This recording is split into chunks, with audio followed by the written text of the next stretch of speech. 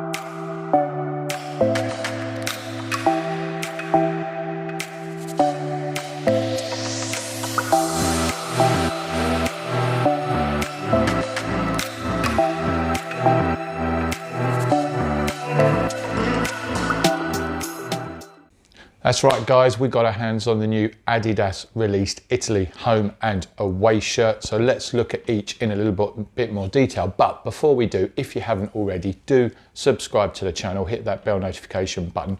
We've just hit 400 subscribers, so a huge thank you to each and one of you who have engaged with our content over the last 6 months. So Adidas, Nike announced nearly 12 months ago that they will be the new manufacturer of the Italy kit. Finally, after all the furore of the World Cup, we have two new international shirts. Now, in my opinion, in the World Cup stakes, Adidas really hit it out the park with their kits. There were some absolute stunners. So it'd be really interesting now to have a look at these Italy kits. So let's have a look at the home shirt. Here we are. Now, let's break this down because there's a number of elements going on here. Firstly, let's talk about this new Adidas logo. So I think opinion is divided. This certainly hits that sort of modern approach to how brands look and feel. A number of us have probably grown up being very familiar with the word Adidas under there. Some of us who are old enough to remember the old style Adidas logo that were hit here on the screen. But Adidas have clearly gone down the route of Nike here, where it's about the emblem, it's about that badge now. Personally, I think it's a more modern approach. It does what it says on the tin. We know it's Adidas. In 5 years' time, will we see a reversal and going back to that Adidas name below it? Who knows? Nike did it recently, and if I'm honest, I prefer the Nike tick, the swoosh. But there you go. So this is probably, you know, again, something we've seen in all the recent kits. Secondly, the Italy badge, that has had a revamp on a number of levels. And when we look at these kits, you'll see there are two differences between the home and the away kit. Noticeably, the white of the tricolour on the away kit is slightly thicker in width. Also, the FIGC logo has changed, and also the stars are now in white. They're no longer in gold. They are in blue, a darker blue on the away shirt, as you'll see. So we've got the new Adidas logo, we've got a new revised, more modern, fresh looking Italy logo, and then we have the shirt. So let's look at the shirt in a bit more detail. Now, the first thing to draw out on both these shirts is the underline pattern, and that takes inspiration from marbling. It's not as obvious on the home shirt. When we come to look at the away shirt, you'll see it in a bit more detail, but it's noticeable there. Hopefully it would have picked up on the video that you can see a slight graining effect on there, different accents of blue coming through. What's really interesting for me here is you've got the nods to the three colours of Italy coming down the side there, running from underneath the arm all the way down, and then it takes that bottom hem, and as you can see here, runs all the way round the bottom of the hem, not on the front, and I like that. That's a nice little touch there.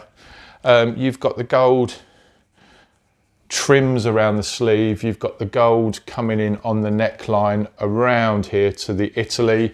The collar, I think is similar to, I read, the Japan home shirt from the World Cup and the Belgium home and away shirts. Pretty understated, not a lot going on there. You've got your Adidas stripes coming through there, but it's, you know, it's a clean, fresh looking shirt.